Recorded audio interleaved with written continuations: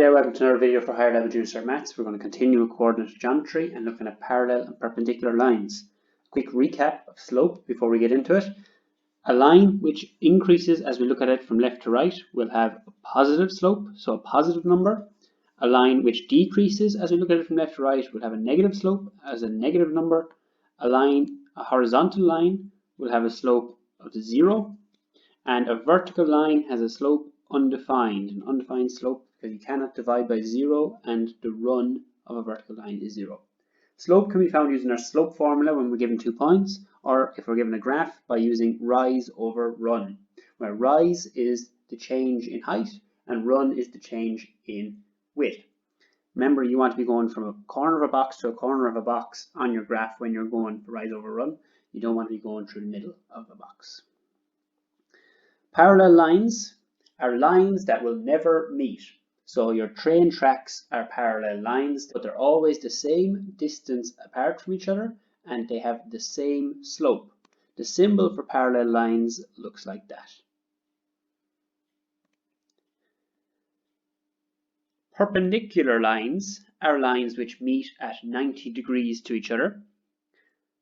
Multiplying the slopes of two perpendicular lines will result in an answer of -1. So if you're asked to prove that two lines are perpendicular, you multiply their two slopes, and if you get an answer of -1, they are perpendicular. We have two perpendicular slopes here. We have 3 over 2, and we have -2 over 3. And I've asked you, do you notice anything about them? Well, the perpendicular slopes to each other, if I take the first one, 3 over 2, if I want to find the slope that is perpendicular to that, I'm going to change it from a positive slope to a negative slope, and I'm going to flip the fraction upside down. So I get the reciprocal of the fraction. You might remember that from first year when you were dividing fractions. So the perpendicular slope of 3 over 2 will be -2 over 3. So that's a quick way of finding the perpendicular slope, but that does not prove that it is perpendicular. If you want to prove it, you need to multiply the two of them together and show that you get an answer of -1.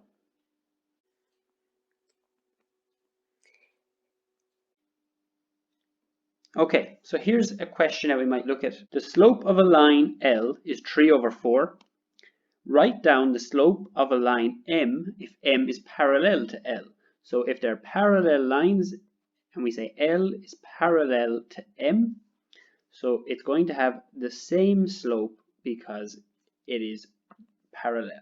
Parallel lines have the same slope. And write down the slope of a line N if it's perpendicular. So if L has a slope of 3 over 4, N is going to have a slope of -4 over 3. Change the sign, flip the fraction. The slopes of 5 lines are given below. Write down the slope of a line that is perpendicular to each of these. So if the first one is 2 over 3, the perpendicular line is going to be -3 over 2. 4 over 5, -5 over 4. -3 over 4 is going to be +4 over 3. -2 over 5 is going to be +5 over 2. And -1 over 2 is going to be +2 over 1, or just 2. The line M contains the points 3, -1 and 4, -2. Find the slope of any parallel line to M. So we need to find the slope of M first. So M equals y2 minus y1 over x2 minus x1. I know I have to use my slope formula because I'm given 2 points. I'm not given the graph, so I can't use rise over run. Label my points as always, very important. And then sub them in. So M is going to equal -2 minus -1 all over 4 minus 3. Tidy it up to be -2 plus 1 over 1, which gives us -1 over 1, which is just -1. So that's the slope of M.